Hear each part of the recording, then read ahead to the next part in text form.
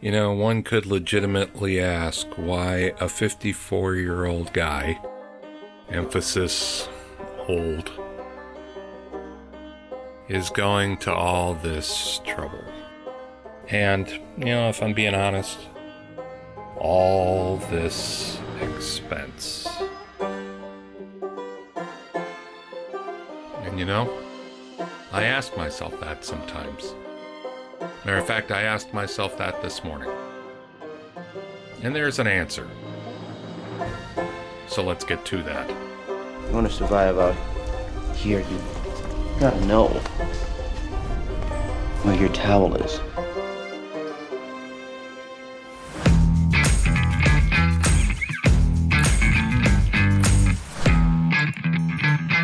Tin Hut! How you doing, everybody? Andrew Scott, and you are back at Booth Camp. So let's talk about the biggest, most uncomfortable question there is. So if you've been working on getting into this industry for a while and have been stumbling forward or being frustrated or feeling like you're totally out of your league, out of your depth, fill in your analogy. There's a question that everybody winds up having to ask themselves. And I've alluded to it a little bit in previous videos. But you do have to ask yourself this question at some point in time. And that is, should I throw in the towel? Should I just give up on this idea of doing voiceover professionally? Should I sell all my stuff and move on? That's a real question. Now, as I said in this video, you know, there are some people that are just not cut out for this line of work, not cut out for this pursuit, not cut out for home voiceover.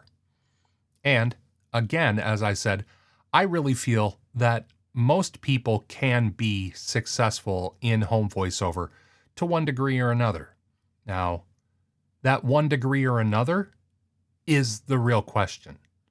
There are a lot of questions that you need to ask yourself before you get into this business, while you're in this business, and when you're thinking of bowing out of this business. And I'd be doing you a disservice if I didn't talk about it. And it's uncomfortable talking about it. Nobody likes to talk about the times they quit something. I'm a quitter. And I've quit a lot of things in my life. I mean, I have a string of I used to be's and a long litany of former professions. But honestly, I didn't quit any of them that I was truly drawn to. And again, I've only lost one job in my entire life, and it was a garbage telemarketing job that I honestly couldn't have cared less about. And interestingly, me getting fired from that position is what led me right here to doing home voice work. But when things in the home voiceover business start getting hard, start turning into a slog, start turning into real work, it's an absolutely natural thing for you to ask yourself, man, am I cut out for this? Am I really that into doing this? Am I really that passionate about what I'm doing? And the truth of the matter is, if you don't answer yes to those things, you really do need to think about what you want to be when you grow up. Now, there's no harm in foul to have tried this and decided that it's not up your alley. I personally have always been the type of person who at least wanted to try something. Because if I just sit here and go, no, I obviously can't do that, well, then I'm missing out on a lot of opportunities where I could have discovered for myself, oh, hey, I actually can do this. That's cool. And that's what this whole studio and booth camp and everything that I do is about. I didn't set out with a plan to do all this other media stuff. I wanted to do voiceover and narration, and I started doing that, and it led me on to another thing, and it led me on to another thing, and coaching, and writing, and script writing, and helping other people try this industry. So if I would have just thrown up my hands and said, there's no way I can do that, I wouldn't be where I am now. And to be honest, even with all the craziness and destruction of my environment and rebuilding it numerous times to try to dial things in just right, and frankly, the thousands and thousands of dollars I've spent to do this, all that stuff taken into consideration. Yeah, I love doing what I'm doing. I am passionate about doing what I'm doing. That's why I do this.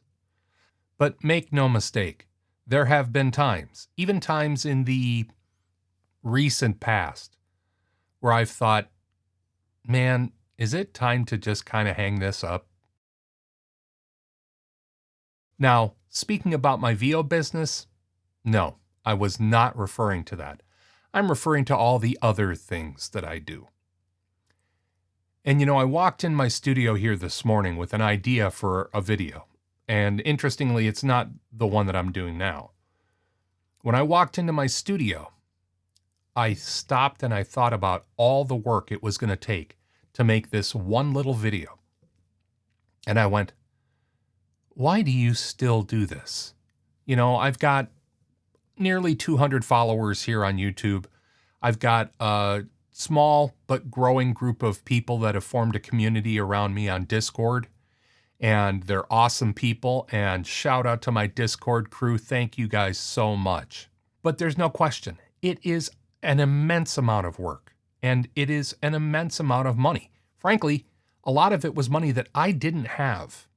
And I often admonish people in the VO world to not leverage themselves financially to get this or that thing that they think is going to make everything better, is going to sound magical. That's a quick way to circle the drain in your business.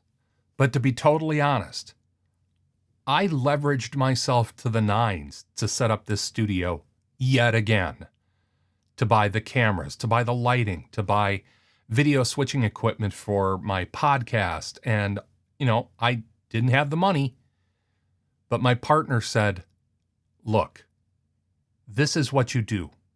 You're passionate about this. Get what you need. We'll figure it out along the way. And to my partner, Heather, love of my life, thank you. Again, no question, it's nice having people that believe in you. But I still asked myself that question, even with all the people that support me, all my followers, all the people who've read my book, and my wife. I still ask myself that question. Is it time to throw in the towel? Is it time to dial this back? Is it time to, retire? What? Retire from what? But I always go back to a, for me, foundational question. And it's the same question that I instruct every single one of my students to ask themselves regularly.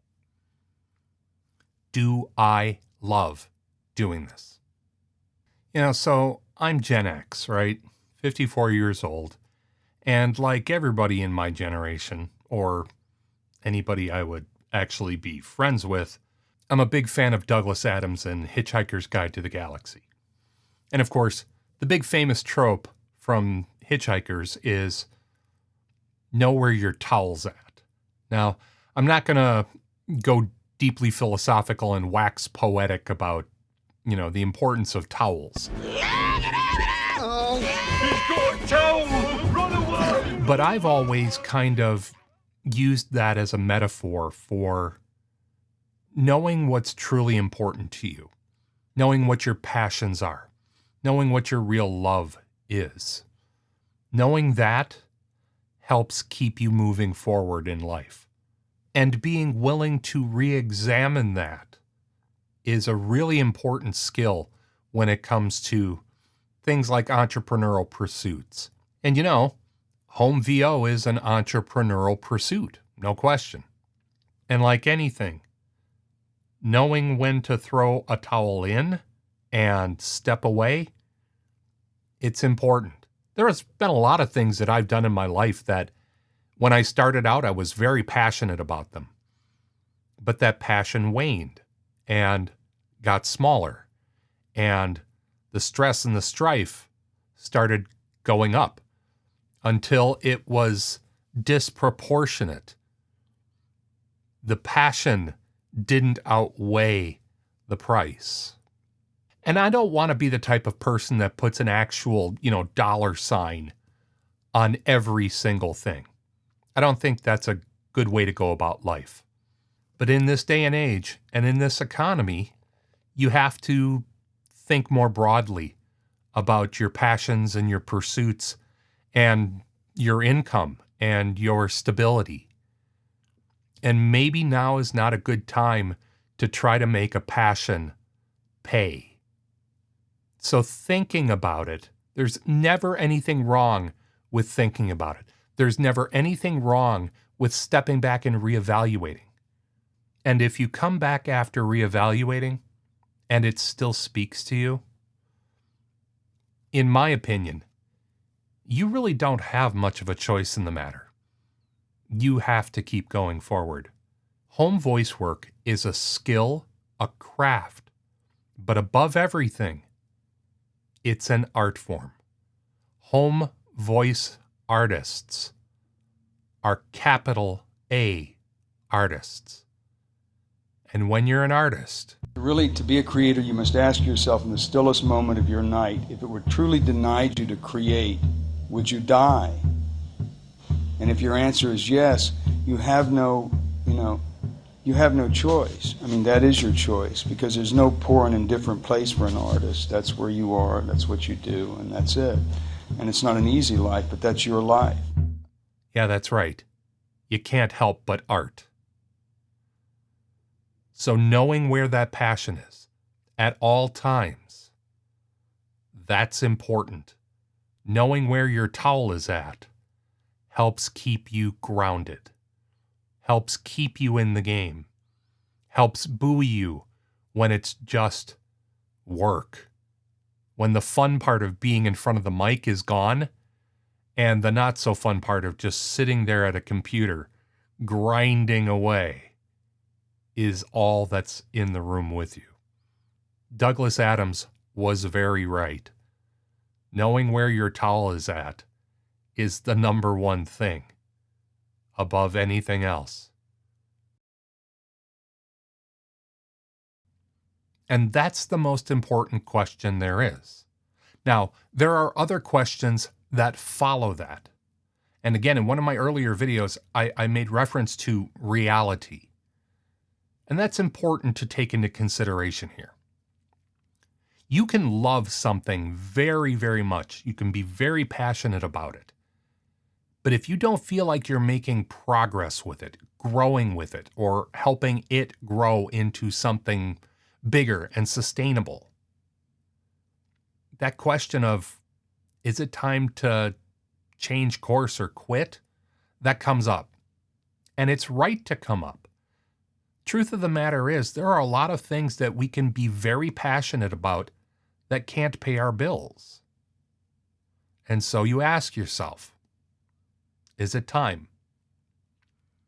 But honestly, for me, anytime you answer that question with, but I love doing it, then you gotta find a way to stay. You gotta find a way to make it work. You've got to find a way to keep doing the thing you love. And honestly, I love doing this stuff. I love doing this for you guys. More importantly, I love doing it for me, not in an ego trip kind of way. I love sharing knowledge. I love sharing my experiences. I love the share of helping somebody grow, helping somebody realize their dreams. I love doing that. And so that's why I'm doing all this stuff. And I remind myself of that when times in the VO world for me are hard, when the jobs start slowing down, or more importantly, when I'm like up to here in some gnarly audiobook project and it's not fun anymore, it's just nothing but editing, and I've got a DAW open with 67 different tracks in it, and it's just work, I remind myself that when the work is done, I'm going to really love what I hear. And not only that, I know my client is going to love what they hear. And so, for me, that's the be-all, end-all. Now, for somebody else, though, there might come a time when all the work and the struggle and the hustle and the disappointment and the rejection and the judgment of your work just all becomes too much, and you go, I don't think I love this. That's okay to say. That is fine. You've done the work to find out where that love, where that dream fits into your life. And again, it doesn't mean that you can't still be creative. It doesn't even mean that you can't be creative in the VO space. But maybe you need to change your perspective. Maybe you need to change your direction. Maybe you need to explore something that you might not have explored before, another facet of the industry. That's all still waiting for you. But smashing your head against the wall in service of something that you thought you loved, but realize you don't. Sure, there's nobility in keeping going. But at some point, you might realize, No, give up. No sense being a darn fool about it. but the key here in voiceover, in content creation, in life, is to make sure that you've tried enough and tried hard enough to be sure that what you thought you loved, you merely like. Winners forget they're in a race. They just love to run. I love what I do. I hope you love what you do too, no matter what it is. But if you've gotten anything out of this video, do me a favor, give me a like, click, subscribe, all that happy stuff. But until next time, folks, this is Andrew Scott, and you've been at Booth Camp. See you later, everybody. Bye-bye. Ah, that's 1 hour for lunch, everybody. I think I'll have soup today.